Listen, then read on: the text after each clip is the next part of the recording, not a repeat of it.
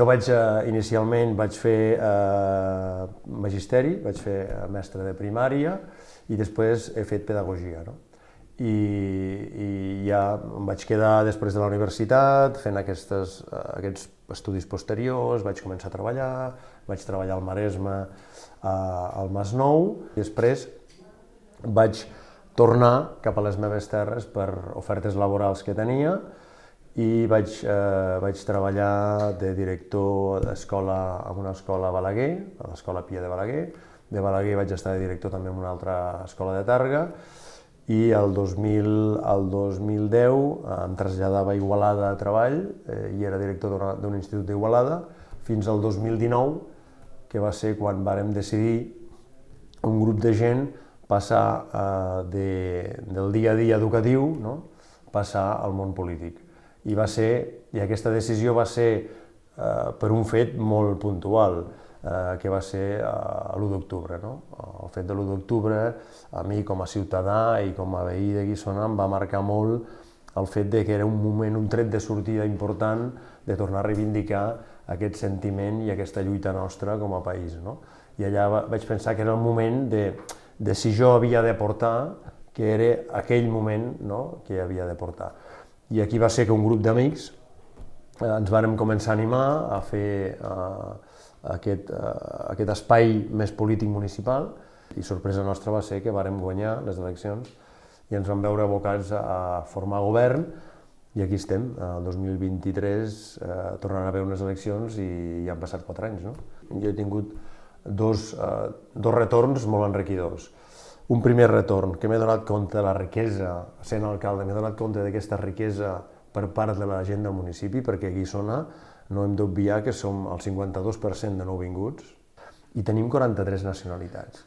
Per tant, a mi m'ha fet descobrir que la diversitat és una riquesa. Malgrat això, és un tòpic del dia a dia, en el fons he pogut percebre que aquesta diversitat el que fa és possiblement portar-nos dubtes, portar-nos problemes, però a l'hora de resoldre aquests dubtes i problemes el que fa és enfortir-te, no? Perquè veus més clar o tens més fonaments per poder actuar en línies polítiques, en línies municipalistes, en línies ja d'associacions i entitats. Nosaltres a l'equip de govern, durant aquest temps que hem estat aquí, hem tingut moments molt durs, moments molt complicats, no?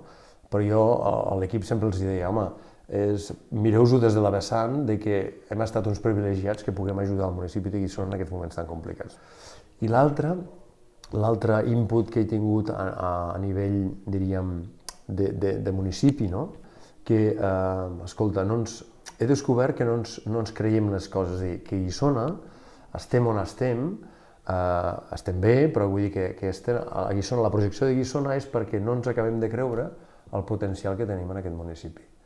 I aquestes crisis que hem tingut del Covid i d'Ucraïna, en aquest cas a Guissona, ens han fet descobrir també això. Aquest potencial que tenim amagat a Guissona, no? Des d'entitats d'associacions, entitats culturals, persones particulars amb un potencial riquíssim. És a dir, a vegades una situació, quan un veí et ve aquí i t'exposa una situació, i jo de seguida el puc convertir en un problema greu, perquè puc buscar connotacions, puc buscar repercussions, i de seguida segurament amb interaccions humanes aquest problema o aquesta situació la fem problemàtica i la puc exagerar i la puc portar a extrems, no? És una mica el que està passant a la política. És a dir, que el que estem ara, jo penso que estem caminant amb una societat que utilitzem els fets, utilitzem el que està passant en el dia a dia en base a uns interessos personals, uns interessos ja de partits, uns interessos d'associacions, interessos ja de país. Per tant, estem una mica com sent hipòcrites, aquella hipocresia, no? De creixement, que diria. La meva època d'infantesa és recordar els viatges a la platja. No? Nosaltres som un municipi que estem a 1 hora de Salou, Cambrils, i els meus pares de petit, amb els seus amics, era un tòpic, ja era un fixe, que cada cap de setmana, quan s'obria la temporada d'estiu, cada cap de setmana, principalment els diumenges, era quan ens desplaçàvem amb els cotxes, al matí marxàvem de bon dematí, a les 7 del matí ja, amb les neveres, amb els menjars, i anàvem a la platja a estar-nos tot el dia i tornàvem els diumenges a la tarda nit. Aquesta fotografia, no? Aquí que estava jo a la platja. Després una altra fotografia que a mi m'ha quedat molt a la meva infantesa és, aquests són els espais, aquest és un espai que són les basses de les fonts, que en diem les fonts de Guissona. Des d'aquí veien els animals, rentaven la roba les persones, les famílies, no? Es deixava en l'època de la guerra, abans de la guerra i després de la guerra es deixava l'aigua i el vi a refrescar, no? De les famílies i l'anava a buscar a l'hora de dinar, però jo recordo també la meva mare que sempre per Setmana Santa havia d'estrenar la típica peça de roba o la nova roba, no? O la indumentària vestimenta, no? I recordo sempre que em feien la fotografia de rigor que tocava per Setmana Santa, per Pasqua, no? Després, el meu record d'aquesta joventut, de la part més adolescent joventut, recordo el meu primer treball, no? Jo vaig treballar a Masnou, a l'escola de Masnou, i el meu primer treball era en un grup de tercer de primària. Jo vaig ser tutor de tercer de primària, jo tenia 21 anys, i vaig ser tutor de tercer de primària i bueno, tinc un record molt agradable. I després la meva joventut va estar marcada per l'esport, principalment no, l'esport, el futbol, no? Jo vaig dedicar-me a l'esport, al futbol, i estava compromès amb diferents equips de Lleida, i bé, va ser el meu esport preferit, amb un compromís també, desplaçaments caps de setmana a Barcelona a jugar, a equips de Lleida. Per tant, principalment vaig començar a Guissona i vaig acabar a Guissona, però després em vaig moure per diferents equips de la comarca.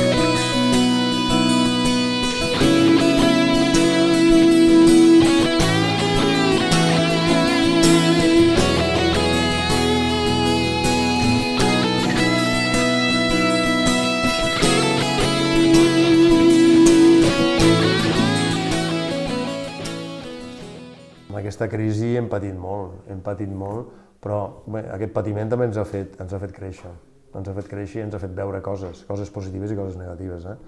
Però quan va aparèixer la pandèmia, nosaltres som un municipi, ara en aquests moments, de 7.700 habitants, dels quals, com us deia, el 52% són de nouvinguts.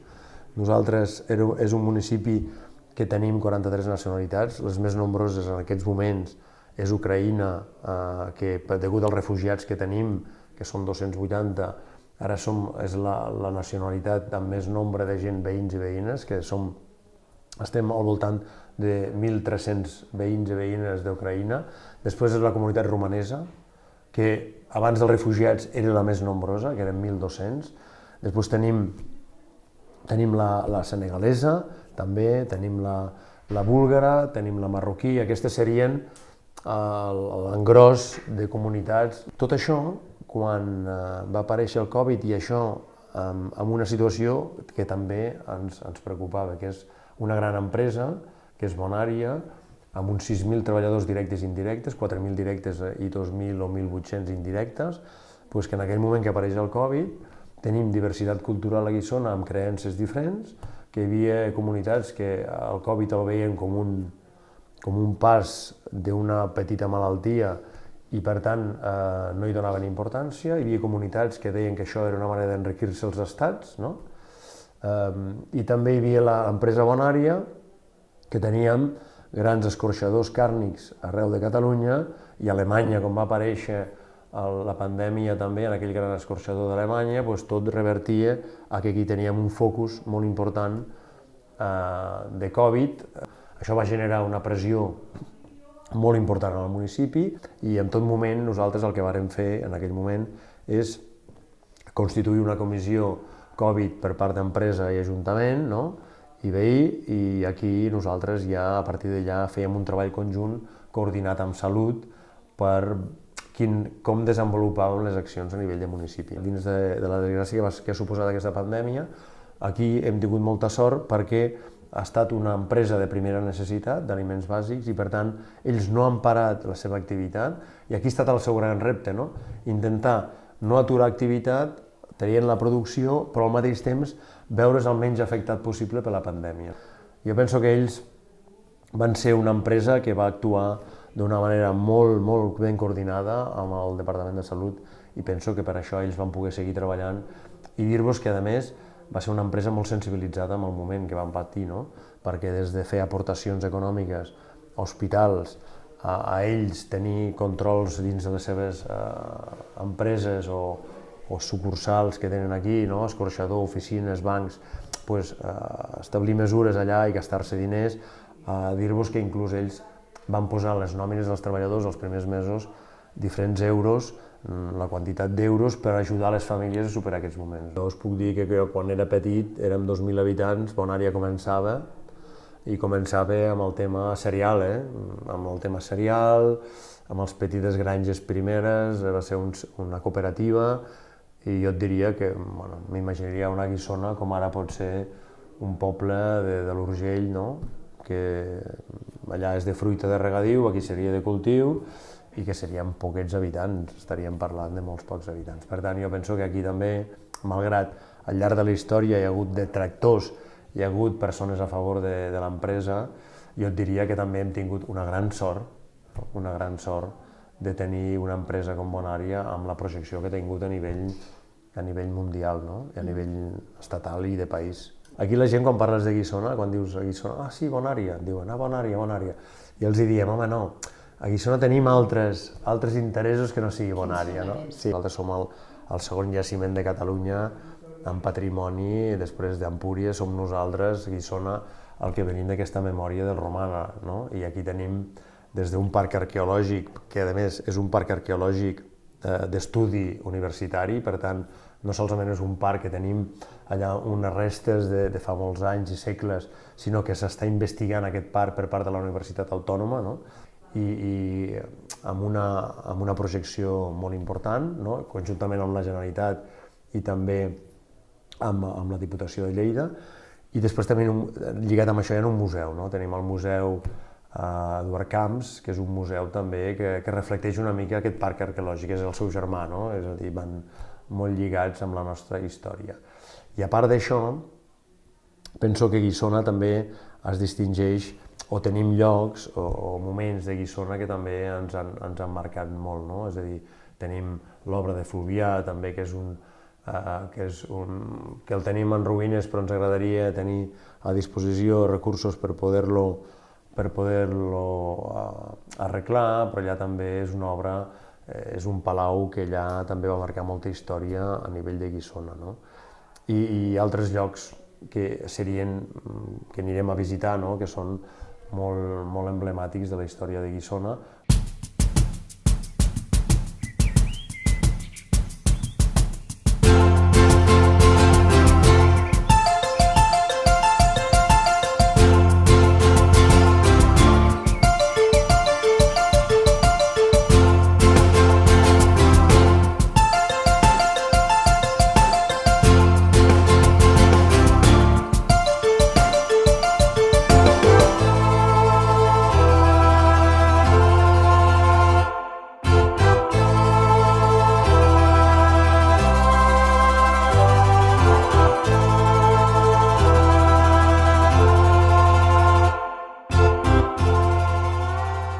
Estem endeutats, jo penso que estem en una situació òptima d'endeutament, però sí que som un ajuntament que tenim pocs recursos, no?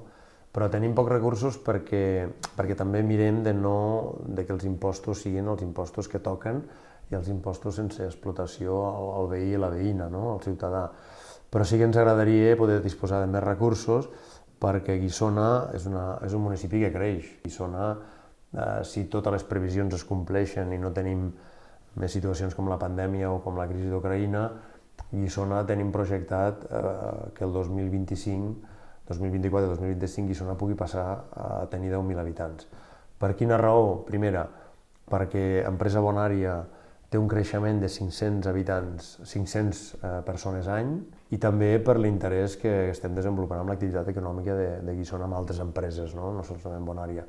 Però tenim un moment d'aturada, que és el desenvolupament del pla urbanístic, és a dir, nosaltres aquí a Guissona tenim un problema que no tenim habitatge. I malgrat la gent ve a Guissona i treballa a Guissona, la gent no pot viure a Guissona, i la gent va a viure a municipis al costat de Guissona. No? Estem parlant de Cervera de Tàrrega, de petits municipis, micropobles, no? Com pot ser Tarroja, com pot ser Torrefeta, Bellví, Florejacs, Palou, i el que fan és anar a aquests municipis i agafar cases rurals, cases de pagès i cases que potser estaven deshabitades, arriben a un acord amb el propietari i entren en aquesta casa fent reformes i viuen allà. No? Per tant, la nostra línia ara com a municipi és intentar que l'habitatge pugui donar sortida a aquest creixement. No? Jo penso que aquest creixement de Guissona, aquest creixement de les empreses, el que està afavorint és la comarca. No? La gent, davant d'aquesta opció, es desplaça, i això que ens està creant? Això ens està creant un efecte col·lateral. És a dir, jo no visc a Guissona, treballo a Guissona, però em vaig a viure fora, però què genero? Genero entrada a Guissona cada dia, entrada i sortida, mobilitat. Per tant, tenim un altre problema, l'altre eix de treball nostre, que és la mobilitat a Guissona. No? El transport públic intern no en tenim, perquè el municipi és prou petit per no tenir encara un transport públic intern. Però sí que tenim un transport públic de comarca deficient, no? I nosaltres això també ho hem posat en coneixement. Nosaltres, perquè es feu una idea, de Guissona, població de 7.600 habitants, solament tenim dos moments al dia, que la companyia amb un bus surt del matí de Guissona i se'n va a Barcelona. I després tenim la R14, que és el tren, la línia fèrrea que va Manresa-Lleida, que si busqueu estadístiques i busqueu problemàtiques d'aquesta línia, per anar de Cervera a Barcelona passant per Manresa trigues 3 hores. Per tant, després tenim transport escolar, que aprofitem el transport escolar per fer un transport a la demanda. Hem articulat 2 llançadores, una al matí i una a la tarda, que es pugui desplaçar la gent cap a Cervera i cap a Tàrrega per enllaçar amb els Ines Graells i Via Fèrrea.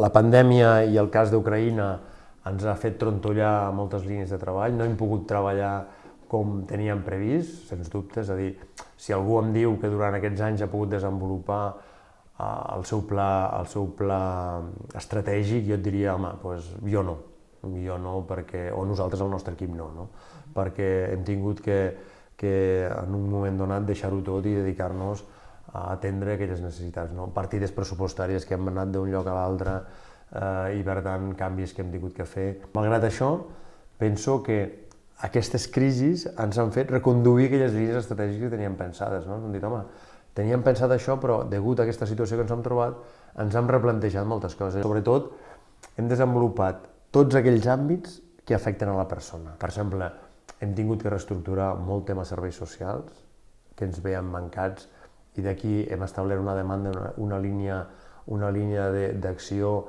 amb els nous contractes programa que aprovarà la Generalitat o que s'estan ara acabant d'embastar per part de la Generalitat. Això ha estat un àmbit, no?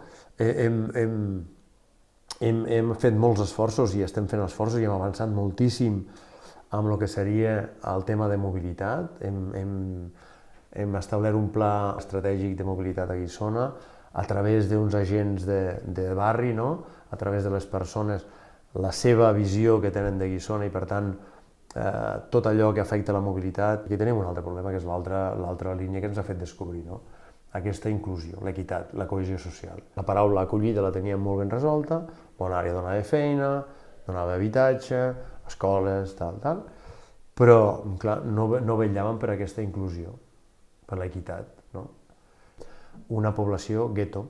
I el que hem fet des de fa 2 anys cap aquí, hem activat a través d'experts, que ens estan ajudant experts a nivell de país i també que han treballat molt el tema comunitat, hem creat la taula de convivència i cohesió social a Guissona. Per posar-te un exemple, imagina't, crisi d'Ucraïna, guerra d'Ucraïna, arriben refugiats, 281 refugiats.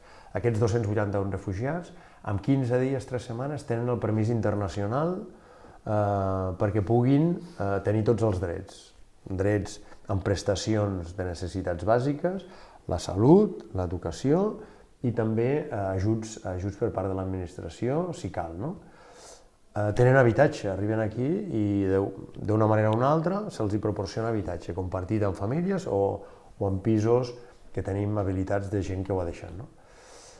Aquesta gent va a escola, els seus fills estan escolaritzats per una crisi que hi ha hagut de guerra, d'acord? En aquest segon estadi, què està generant?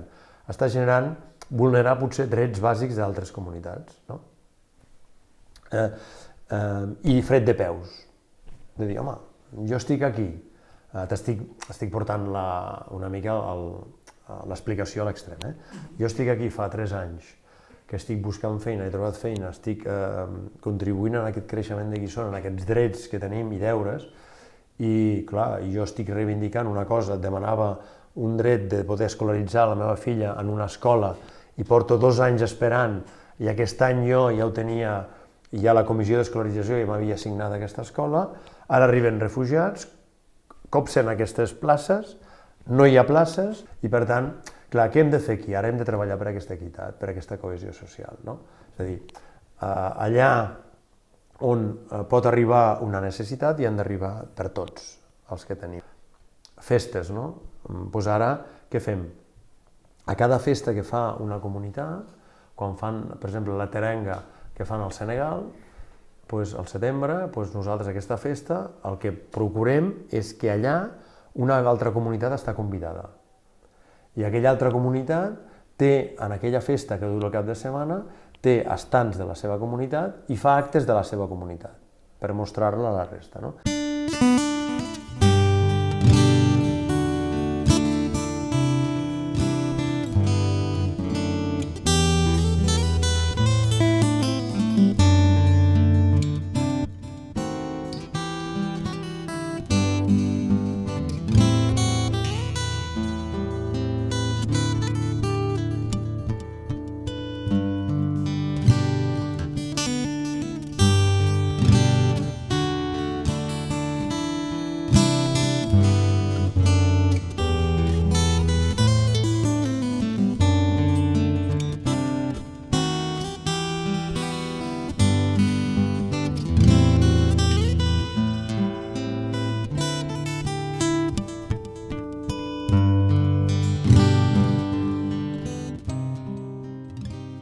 Tots els alcaldes de la Segarra, jo penso que tenim una bandera que és clara, que és el transport a la comarca, jo penso que és un transport molt deficitari. I després penso que també es va elaborar un pla estratègic del Consell Comarcal de la Segarra i durant 2 anys es va treballar un pla estratègic i en unes línies molt clares.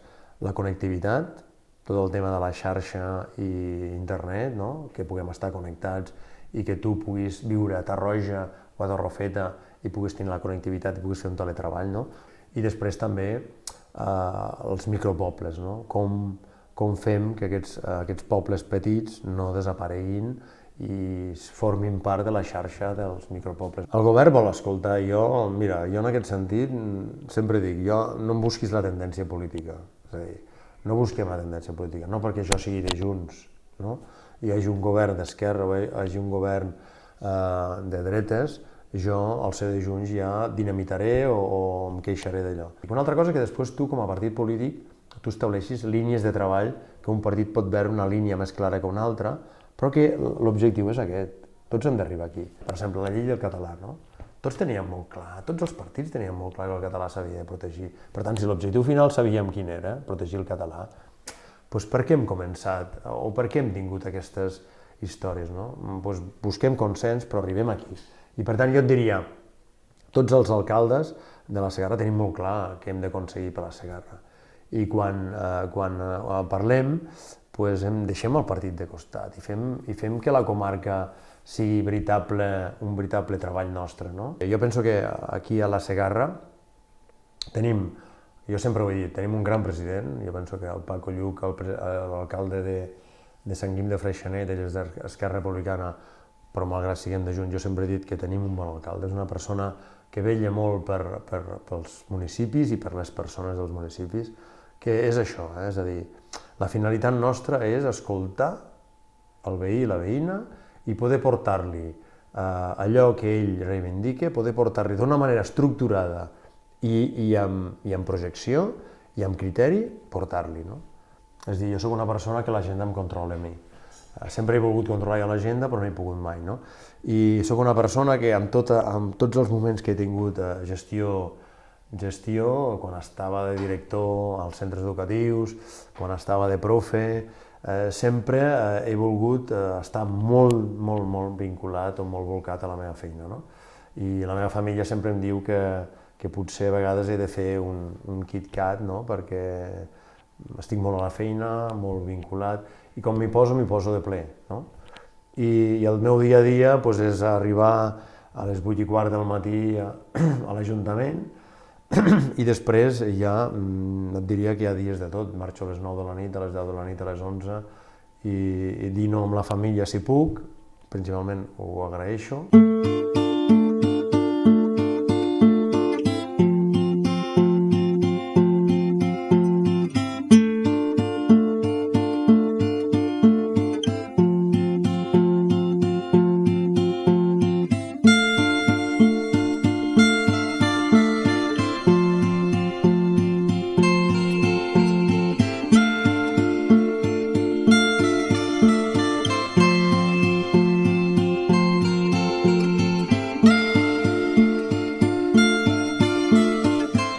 Mira, jo, quan abans ho parlàvem, el meu llibre que em va costar... Mira, aquest llibre em va costar, perquè el vaig llegir El Petit Príncipe, és un llibre que em va costar entendre, és dir, posar-m'hi, però quan hi he entrat en aquest llibre, amb tot el que comporta aquell llibre, tot el que és pres allà dins, és el llibre que ha liderat la meva persona.